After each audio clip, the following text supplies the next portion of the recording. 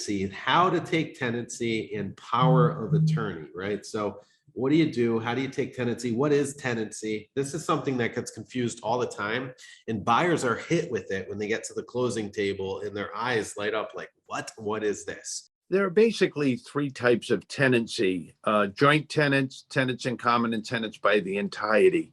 With husband and wife, the primary one used is tenants by the entirety, which shares a right of survivorship.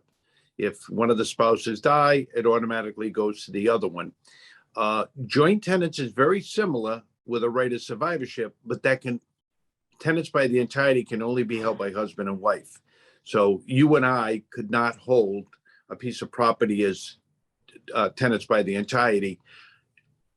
Obviously, it would be unlikely we hold it as joint tenants, most likely be tenants in common, which is the third form of ownership. Tenants in common basically says we own a 1/2 undivided interest each.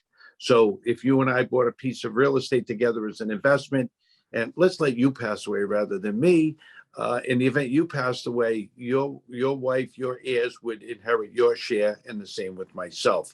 So that's the difference. And you're right, many people are confused as to which way they should hold property, but that is really the key way, in the way that most people have to understand it. A very, very important thing, and I'm going to put the onus on the brokers and the buyers.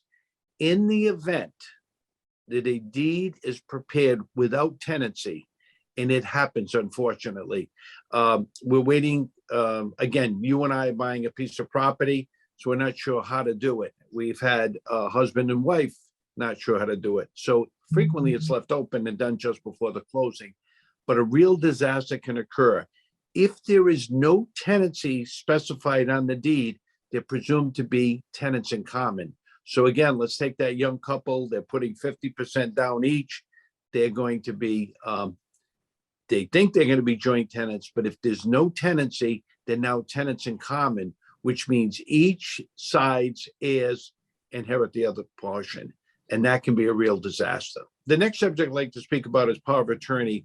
I find this to be misunderstood quite frequently.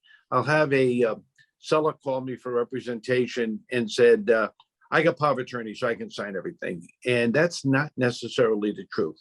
The power of attorney does give the holder of the power the ability to sign. So in Rhode Island, under only one circumstance, the deed's got to be signed by the individual. And the exception to that rule is if in fact it's a durable power of attorney, it has to say right on it, it's a durable power of attorney, which means that it's still valid in the event that the person becomes incapable of functioning on their own. So they've got to sign it. Now, what happens if that person is incapable? They've got dementia, they're unable to sign it. Then the holder of the power of attorney can sign it, but we need a letter from the doctor certifying that this person is incapable of signing. A lot of individuals and a lot of brokers do not understand that. They think it's carte blanche, and it isn't. And for good reason, because they want to make sure whoever's given the power of attorney's got the ability to know. I mean, in theory, if you follow that to the logical progression of it, if I gave you a power of attorney, you could go sell my property. I may not even know it.